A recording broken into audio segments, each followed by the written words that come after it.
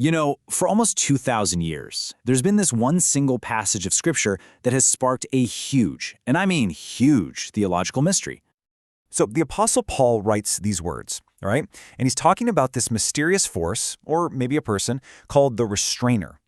And this Restrainer is holding back another figure, the man of lawlessness. Now, a lot of people think this man of lawlessness is the Antichrist, that powerful figure who's supposed to oppose God in the end times. But here's the thing, Paul never actually names the Restrainer, and that has kicked off centuries of debate. So today, we're going to dig into this ancient cold case. Okay, so first up, let's break down why this is such a big deal, why this puzzle has lasted so long. For a lot of folks, figuring out who the Restrainer is, well, that's the key to understanding the whole timeline of events leading up to the end times.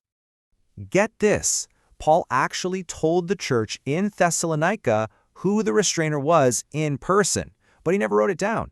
Why? We can only guess. Maybe he was worried about getting in trouble with the Romans for talking about the fall of an empire, right? So what does that mean for us? It means theologians and historians have had to play detective, piecing together clues from the little text we do have. And that's led to a whole lineup of suspects over the centuries. Yeah, the list of who this could be is pretty wild.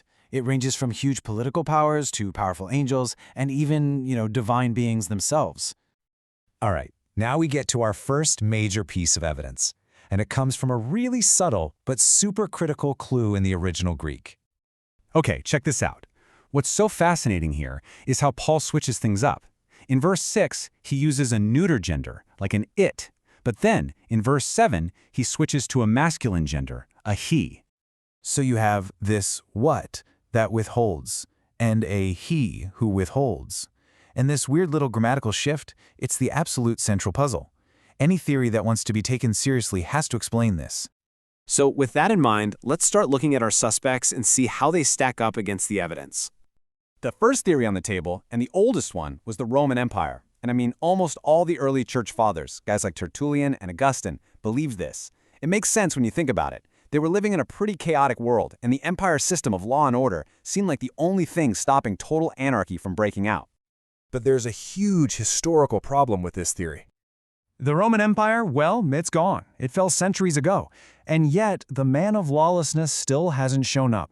That suggests whatever Paul was talking about, whatever is doing the restraining, is still at work today, long after Rome crumbled. And other ideas have the same kind of problem. Take human government in general. It rises and falls, and honestly, it's often the source of lawlessness, not the thing stopping it. Or what about Michael the Archangel? The Bible actually says he'll rise up to defend Israel, not be taken out of the way. So those don't quite fit either. So, all of this brings us to the theory that a lot of modern scholars find the most convincing. And that theory is this: the Restrainer is the Holy Spirit. The thinking here is pretty straightforward. The man of lawlessness is supposed to be Satan's masterpiece, right? A figure literally empowered by ultimate evil. So it kind of follows that only an equal and opposite force, a divine power, like the Holy Spirit, would be strong enough to hold that back. And here's the really cool part. This theory perfectly solves that grammar puzzle we talked about. Remember the what and the he? Well, the Greek word for spirit is neuter, which fits the what. But the Holy Spirit is also a person, a divine he. So boom, it solves the grammar and it provides the supernatural power needed for the job. So how does this work exactly? The idea is that the Holy Spirit lives inside believers, inside the church. And the church acts like salt and light in the world, a preserving influence that holds back the full-on flood of lawlessness. This theory also lines up perfectly with the idea of the rapture. It creates this really clear sequence of events. First, you have the church, filled with the Holy Spirit, acting as the restrainer. Then the rapture happens and the church is taken out of the way. And with the Spirit's main vessel gone, bam, the Antichrist can finally be revealed. Now, as neat and tidy as that sounds, we have to be honest. The case isn't completely closed. We just can't ignore the fact that the earliest Christians, the people closest in time to Paul's actual teaching, were pretty much unanimous. They all thought the Restrainer was Rome, and their opinion has to carry some weight. So, the big takeaway here is that while we can analyze all the clues and debate the theories, a 100% definitive answer is still just out of reach. It reminds us that some mysteries are really left in God's hands.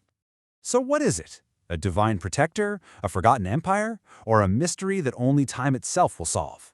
In the end, this ancient puzzle really pushes us to think about the forces of good and evil we see at play in the world around us, and to wait for that day when everything will finally be made clear.